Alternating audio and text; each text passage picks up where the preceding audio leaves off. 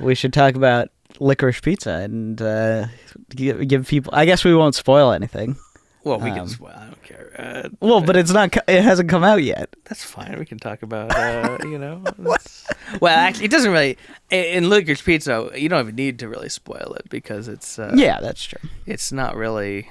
We're gonna tell them how it ends. Like it's not like it's gonna really mean anything. And you can sort of talk about it more without spoiling. Yeah, Licorice Pizza, the new Paul Thomas Anderson film.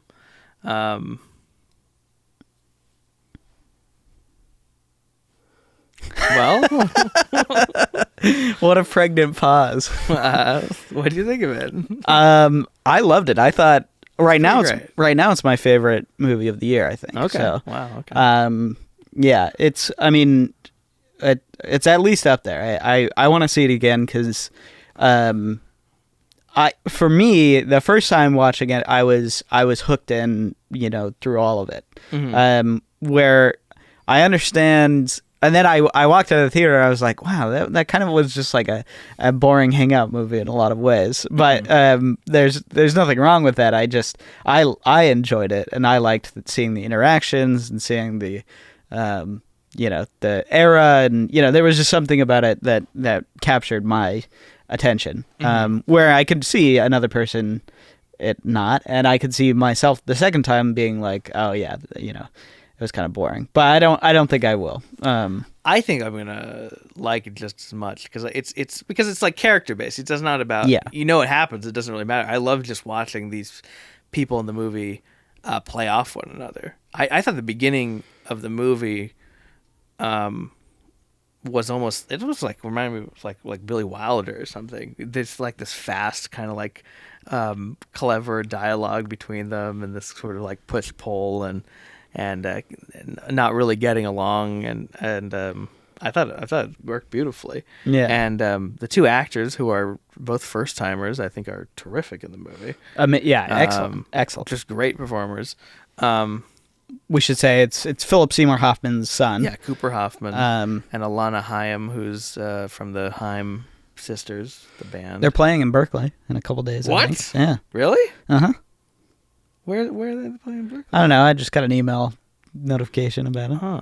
Yeah, I keep so little track of like who's performing in like the Bay Area. I'm like probably missing so many opportunities.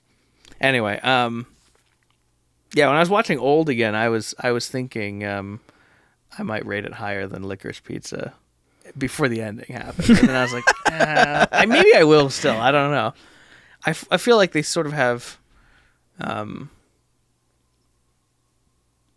the just the virtuosic filmmaking and just the delight of watching just a person just like play with the camera and the music and that sort of thing is so much a part of, especially the first hour of Licorice Pizza. Yeah. Like, I just thought he was so. I mean, he's all of his most recent movies, maybe Inherent Vice excepted, but even that has some great moments. Are great displays of his talent, obviously. Yeah. Oh, yeah. But this, it felt, I guess maybe it was because it was laid back. It just felt like so breezy, like he was just doing it almost like with no sense of like importance or sense of like I'm making it profound ideas or anything like that. It was just like sort of took me back to those early days of his filmmaking, where it was very fast paced and a lot of music scoring the action and kind of these great collisions of characters and incidents and beautiful colors and evocation of the time, which I think this movie does almost at a level of Tarantino's last movie. I totally agree. For the 1970s. I don't know. It's just a delight to be around the people in that movie. Yeah, and I agree with you that it's not. I wouldn't say it's a. It's not a particularly deep movie in that sense. Like it's not dealing with something, on a transcendent level in a lot of ways. But it is dealing in a very sort of human story and a very personal story and an imperfect story too. There's obviously. There's things that I think he's commenting on with the 70s, and even though he loves that era and he loves that time period, and you could tell that, he's also talking about things that were not so great back then, and and I think he does it very effectively, and not in a like finger wagging No. shaming way. He's very much it's just a personal story. I feel like it's something where he looks back and he has a nostalgia for the time period, a nostalgia for the people, but also a recognition of sort of its imperfections too. Yeah, I mean to be fair, actually, when I think back on like Phantom Thread, it feels more kind of stentorian. It feels more like it feels more self-important, but actually it's not really. It's just that's just the look of the movie, and really it's just kind of a goofy movie about these two. It's like a rom-com basically. It is, and it's very funny. And Licorice Pizza also is very funny, and it's sort of a rom-com in itself. I think it's his funniest movie for me. I think. Gosh, it might be. I find a lot of his movies pretty, maybe not like There Will Be Blood, but like I find a lot of like Boogie Nights, like Philip Seymour Hoffman, that movie, like very funny, and Riley in that movie too. Riley has a great cameo in Licorice Pizza, by the way. Yeah. But I think there is I wouldn't I don't want to make it sound like it's completely bereft of any depth, because there are other great coming of age, American Graffiti or Dazed and Confused that feel like just kind of a hangout, like a stoner movie. But I think those movies have a lot of depth to them as well, and this one certainly does. And the as you said about the portrayal of the 70s, I think is really interesting, because it is definitely nostalgic and it's romantic, but There is, an acknowledgement of sort of a darker side throughout, and I mean, do we mention the whole thing of the main characters' romance, or it's not quite romance; it's sort of a platonic love. It's complicated. That's going into romance. Is a 15-year-old boy who's just like this really kind of like assertive hustler type. I found him just really funny. He's amazing. His level of self-confidence. It's also kind of funny how him being the son of Philip Seymour Hoffman, who in those early Anderson movies was like always like really insecure and kind of like shy, and then the girl in the movie is 25 years old. So well, it's maybe a point of dispute, her age, I would say. Whoa, what do you mean? Well, because at one point she says, I think, I don't know if I heard it wrong, but I think she accidentally says 28, and then she says, "No, I'm 25." Oh. So I think it's a questionable. Okay. It's a question. Okay, I missed that part, but nevertheless, it's an older woman with a younger woman in her 20s with a boy with a child who's a minor. Yeah. But I don't know. I mean, like at the same time, I don't know. It's always like easier to say because it's like, he's the one who's being more assertive, and it's definitely not. It's not a story of like an adult woman taking advantage of like a teenage boy. No, definitely not. I mean, he's constantly bothering her, but it just throws like a little bit. And for some people, just have dismissed the movie outright because of that. I think that's completely unfair because I mean, I don't know. I mean, it's just like that's how the world is, and especially in the 70s, there's the lines of age of consent and that sort of thing were much less drawn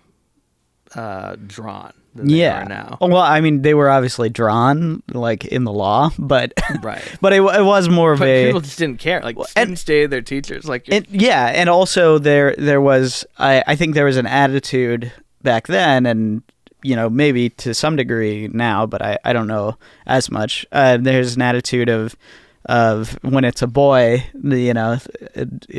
yeah, cheer him on, that's cool. But I think that's still kind of present today. I think a little bit, yeah.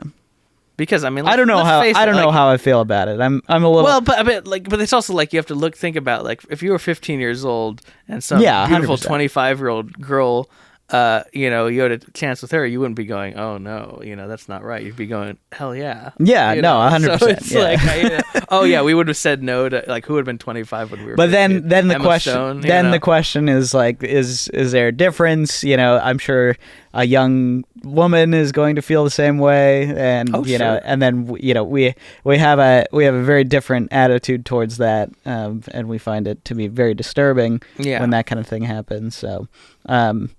So I think there is a double standard, but but I think to get back to the movie, he's treating the complexity of the relationship, I think, as complex as it needs to be, and it's not just like a simple like, oh, they fall in love and isn't it cute? Like it's a fraught sort of interesting relationship with two very conflicting people, and I don't know. It's just fun to watch them play off. He really likes those he likes two-person movies, two people who are different playing off each other in often comedic ways. You could trace that back to almost all of his movies you can actually think of. And also the whole portrayal of the time, that's another thing some people got upset about, is like, there's like racist jokes in one part of the movie, and it's like, again, it's like, I like that he portrays things like that, or also sexual harassment. That's another thing, or even just like sinister kind of. Like, there's a whole segment with a film producer who's played by Bradley Cooper, that's a real guy, John Peters, and who's funny, but also kind of like a sinister presence definitely. in the movie. And I like that all those things, whether it's harassment or racism or any kind of homophobia, also is an aspect of the movie. Definitely. Those things all are treated in a way that's mundane, and I think that there's a temptation in a lot of. I was telling my dad recently about. I saw this movie. There's an Amy Schumer movie called Trainwreck. Judd Apatow made. Did I tell you about this? No. Where there's a scene where she's with a bunch of like women, like maybe like more conservative women or something. I don't know, who are saying something kind of homophobic or whatever, and she kind of. She doesn't like quite tell them off, but she sort of like makes it clear in her dialogue or in her sort of quiet asides, that she doesn't approve of that behavior, but she does voice something to them of like disagreement, and that's something. It stuck with me from that movie because it really annoyed me, that moment. Even though I thought the movie was okay, but that moment really annoyed me because, one, it felt self-protective. It felt like the director and Amy Schumer going, let's make sure they know that we're not, that these people are homophobic and we're not. Yeah. And also just unrealistic that, like, most people, when they, even nowadays, when they experience something that offends them, even if it really offends them, oftentimes most people don't have the self-confidence to get into a confrontation. I mean, I've definitely heard things that offend me, but I don't, no one likes to get into a big argument with someone, and you just sort of let it happen. And so I like that when I see movies that take something that can be really horrible or in some cases morally, I mean, like she's getting her ass slapped in Licorice Pizza in the beginning of the movie, and it's sort of it's just sort of a piece of, this is just what happens in this world, And at that point, I didn't actually realize that she wasn't like a part of the high school yet. So I thought it was even worse. I mean, it's still pretty bad. Yeah, but versus a 15-year-old girl getting their ass slapped. Right. You went to the movie like not knowing anything about it. I didn't know anything, which is kind of cool, actually. Which I maybe was one of the reasons why I did like it so much, just because it, I hadn't seen any of the trailers. I hadn't really seen anything from the movie, so getting to experience, for the first time was very, very thrilling. What do you think about the structure of the movie, being this kind of, it's pretty meandering, and it kind of has it's almost like repetitious in a little way. I do find that a little bit. I thought for the first hour, I was like, this is easily my favorite movie there. Like, there's no way anything would be able to top this. It was so much like exactly what I wanted. And then there's a certain point, I feel like it was when like Sean Penn comes in the movie, there start to be these like very long kind of scenes of different sort of incidents that are. Part of it is their characters are separated, and the interplay between Hoffman and Alana Haim is kind of separated a little bit. And I mean, the scene with Sean Penn is kind of great, and I love that climax, and it's all Tom Waits is in it, and it's pretty incredible. And I read somewhere, I hope this is right. Do you know who his character is based off of? Penn's character? No. Apparently, it's based on William Holden. Yeah, that doesn't surprise me because I think his name is Holden. But like, was William Holden like that? Well, I guess I don't know. But maniac? It makes sense because, obviously, like Stalag 17 he was in, and, he was in kind of the earlier, war movies. Okay. So I could see it. I don't know if he's deranged necessarily, but I I mean, it's pretty funny if that's true. Funny, because I think a lot of this movie is based off of a real this producer's childhood in LA. So, but maybe. Also, in the pre-show thing that we were watching, at the Draft House, there was that movie that has William Holden. Breezy? Yeah. Clint Eastwood's movie? And didn't they say that this was like his influences for the movie? Yeah, I guess maybe that's why. Yeah. Yeah, I was wondering what, like, Breezy, it's a 70s movie, I guess. But it's about an old man and a young girl. Yeah. Oh, that makes it kind of weird to think about Breezy then. And then he's with Alana Haim. But yeah, I had no idea that was supposed to be William Holden. That's just like insane. But there's something about those parts where it started to sort of feel sluggish, and then like the Bradley Cooper sequence is like 40 minutes long, it feels like, and it kind of just goes on forever. Even though that's again is kind of great in some ways. See, you're saying all these things, and I'm like, oh man, I loved that part. It's kind of memorable. The weird thing also is the parts of the movie I remember more are the parts in the second half because they're more. There's more like focus on them, and the beginning is kind of just this like Scorsese like sort of just this cascade of smaller incidents that are great, and I enjoyed them way more. But yeah, and like in my head, I can more easily picture like Bradley Cooper, raving around at the gas station or the truck going backwards, which is pretty great. When he takes the lighter out. The lighter out is like just insane. I did find it to be sort of. I wonder if part of it was there was no music in those scenes, or at least in the Bradley Cooper scene. Like it feels just a little odd. Like it. Though maybe that would have just been more generic then it would have just felt like the end of Goodfellas or something. Yeah. But, well, it's sort of weird. There's no music. I don't know because I thought the moment of them like, getting up to the. The point where she runs out of gas, and it's just like so awesome. It's like it's amazing, and they're like they don't even spend that much time in the house, but even that sort of sequence of them being like like basically just being like kids, where he insulted my brothers, so I'm gonna ruin his house. We're gonna goof on this guy. But I found all of those sequences charming, and then the end of that portion where she's driving down, and that's an awesome sequence, and then the conclusion to that where it moves on to the rest of the movie is Sassy. Is where she's like I gotta stop this. This is too much for me, and so I like that structure of it being That's true. There is a little bit of a progression. Yeah, and it feels like even though those long sequences are fairly long, they always feel like they have a point that sort of directs the character to a certain degree. And then you talked about the William Holden scene, not really William allegedly, Holden, but the Sean Penn and as the producer Holden or whatever.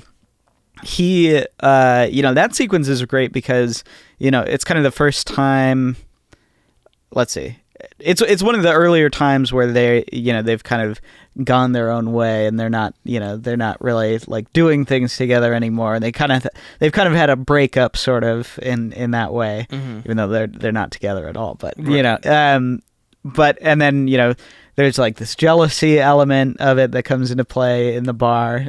And they keep cutting over to his character who's like, do you guys want martinis? I could get us martinis, Yeah. And then the ending sequence is very touching as well, where there's this like climactic on the golf course thing. Yeah, there's this climactic motorcycle jump on a golf course, and he runs out to her, and it's just very like, even in those longer sequences, it feels like, one, they pay off in a certain way, and they also have there's just like a charm to them. All of the characters feel so I don't know, so like wonderful.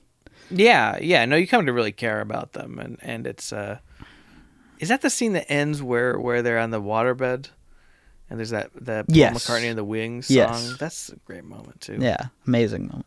A lot of great stuff with like the music where there's a whole part at the party where like she sees him with another girl or something, and I think it's the Donovan song. I can't remember, but there's a whole part where he moves the camera, and then the music just keeps going. It really reminds me of Boogie Nights. It keeps going, and it goes on her, and it goes back to him, and you see her looking in the window, and I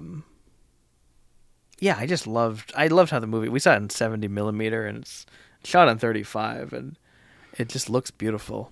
I'm trying to think what were like my favorite parts of the beginning. I loved the whole the whole performance with that sort of Lucille Ball type character and the pillows. That's so funny. He tells some kind of like blue joke. I can't remember what he said, but he gets in some trouble, and he says, "I was on the Beavers." No. I've had 3 Beavers. Oh yeah, I've had 3 Beavers. He's like, "No, you were on the Beavers." He's like, "I'd leave it to Beaver." Yeah, that's delightful. Yeah. The airplane, and I'm trying to sort of parse out what it is that, like, why do I like absolutely love movies like Almost Famous or Dazed or Graffiti, and this one it's more like I really like it, or like maybe it's just a case of I'll see it again and I'll be like, maybe it is, maybe the whole thing works for me. But there's something about like Dazed is so like leisurely, and there's like so little that's going on in that movie, but somehow it feels like it's arriving at a certain place, and it doesn't. I don't know. This movie just felt like it sort of frayed a little bit, and then there's a certain point where I was going like, I remember looking at my watch and going like, this has to be over in the next like 10 minutes. How is this gonna be over? And he actually finds kind of a nice way to end the movie. Yeah, but it I don't know. Just as a whole sort of third act, I think what it most is the separation of the two of them, and also he kind of falls out of the movie too. It sort of becomes more about her and Benny Safdie and like all these other aspects, and that stuff is good. I really like the scene with her and at the bar with Safdie and Joseph Cross, but I just I don't know. I hate to, because I don't think Mick is right about Anderson saying like his movies suck. But Mick is onto something with the fact that he is not good at ending movies. Sometimes not good. Like There Will Be Blood is a great ending. Boogie Nights is a great ending. But like The Master, you kind of you're like, I guess it's over, and you're like, all right, fine. The Phantom Thread ending is I don't know. I really do like that movie, but it's kind of like, I kind of like the wink and nod of that ending. I think it's good. Phantom Thread? Yeah. It's okay, but it's like I don't buy it. I don't know. Maybe I will. It just takes me 6 times to watch it to just accept it. Because I don't know. I love a lot of that movie. And then I think I don't know. I don't want to argue about that one, but no, go ahead. I think that movie works in the way that there was beforehand throughout the movie a sense of like there was like an expectation and release in these, you know, interactions between the two of them. And there's a sense of there's like an underlying feeling of something being fucked up throughout their relationship. And I like how the end is them both like accepting it on the surface level instead of underneath. Like it's obviously not healthy, but it's very no, and he knows but it's very interesting that the way that he chooses to end it is not like a confrontation or a drag out thing. It's them like playing into the, you know, the what's it called when playing into the toxicity of their relationship. In a way. Or just the cycles of kind of like the ebb and flow of their relationship, and the acceptance that for it to work, it has to literally become toxic, not toxic in the, you know, metaphorical sense. Yeah. No, I mean, I love the idea of it as an idea. I love it as a concept, but as a like, do I believe that guy would do it? Not really. Just because what I've seen in the rest of the movie, I believe she would. Speaking of Vicky Creeps again. But him, I don't know. In a way, I think probably I just need to get over it and just accept it. Like, also just the rest of the movie is just like awesome. Yeah. And amazing and beautiful and has one of the best scores ever written. But I don't know. I love that movie. I think it's great. It is. It's pretty great. But I mean, I would say even how great the ending of There Will Be Blood is, even sort of structurally, it doesn't really, I don't know if it is it makes the most sense. Well, in a way, you're like, why would he still be going back to, I guess maybe if you break it down in literal terms, you get the same problem. Yeah, I just like it so much watching those two guys. I just think that scene is one of the best scenes ever conceived. Yeah, absolutely. And also is kind of funny. And it's absolutely deranged, and I don't know. But that it feels like, I mean, I guess in both cases it's like that's where the movie needs to go. But especially There Will Be Blood. Like that's the only way it could have happened, and like that's what his character is. It's about a person detaching themselves further and further from their humanity. Yeah. So him becoming like literally a monstrous figure chasing around like a zombie makes sense. But in this movie, and I like the ending a lot. Mm-hmm. And I think part of it has to do with, obviously, the one of the main jokes of the movie, probably, I don't know, the joke of the movie, is that he's a child who's playing an adult. And, you know, it's very seriously like he's got two kids on his shoulders, you know, in a trench coat, right, throughout the movie. Right. And so, you know, at the whole arc of his character is him hustling, him doing this, you know, this stuff. And in some ways, there's a sense that he's doing it sort of to impress her. But then you get the sense that it's actually really for his own satisfaction. And it's because that's just kind of how he is and his nature. And then at the end, he gets into a situation where he does, see an opportunity. He capitalizes on it. You know, he opens up his pinball, place, and he is about to see real success. And he gets to a point where it's not enough for him, and he's really actually just looking for Alana that whole night. And that ending, or that sort of feeling, is very interesting for his character because, well, I mean, he's even in the rest of the movie, he kind of treats Alana like she's almost like she's like the cherry on top of the other things that he's doing, you know. She's like he's like, you know, you would still be working at the photography place if it weren't for me, you know. And so like he's considering himself to be the successful one, and she's kind of the like, this would be perfect to you know, to place it on top, you know. But in the end, he realizes that it's, you know, the things that he's doing, the success that he's getting, isn't really the point of it, and he's actually fallen much deeper in love than he thought. Right. And for Alana, there's also a sense of obviously she becomes a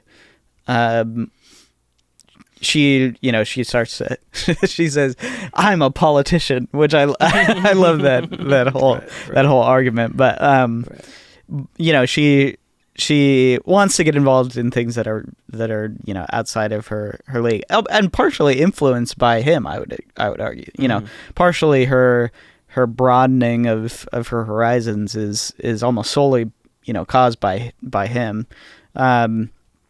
And then, you know, what she realizes in that interaction with the, you know, where she takes him back home after meeting at the restaurant, that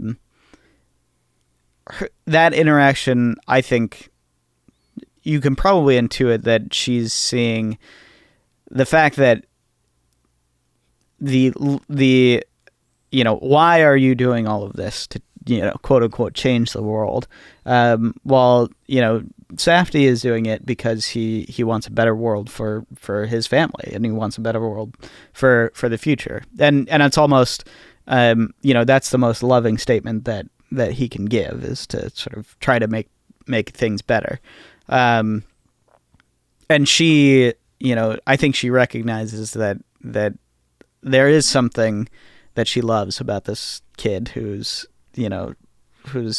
stupid and opening up a pinball machine or a pinball arcade, and you know, and there is something that is magnetic to him, and you know, that's why she goes and searches for him. And so, like, I don't know, I think the actual ending is very justified and is very sweet as well, even if it's, you know, them. Ooh, they're too old. She's too old. Don't care. You know, I don't think there's anything. I think that ending is so impressively weaved throughout the rest of the movie, I think. Yeah, and maybe that's a good justification for having them more separate. The complaint I was having, because it's like, then it feels more satisfying when they are finally brought back together. Yeah. That's a nice moment too, with the very, very sparse Johnny Greenwood music in the movie. Yeah, I don't know. I mean, I'm sure this will be discussed again at the end of the year. I would be very surprised if this is not on your top of the year list. Yeah, it will be. And sure. I might, unless I see 10 more movies that I like more than this. Pretty unlikely. Yeah.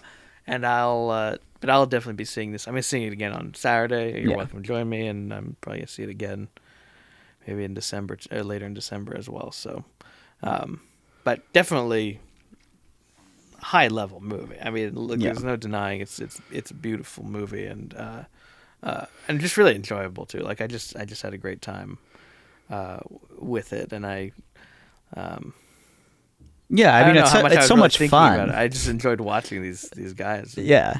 Do we even get through all the people who are in this movie? Because there's, I don't know, just a very, very colorful group, and I love how they have this kind of this troupe of people, like his brother and all these other wayward kids who are working for him, and his mother just works for him, and I really like that Anderson cast the entire Haim family Yeah. in the movie. I was kind of worried about how that would work out, but I love the dad. He's so great. funny. Oh yeah, their father is hilarious. And yeah, I like seeing the sisters in the movie, and highly recommend his music videos with them too. Those are fun. Yeah, I don't know. I guess that's about it. Do you have any further thoughts? No, I loved it. I thought it was amazing. Yeah. All right. Good night. Good night. All right.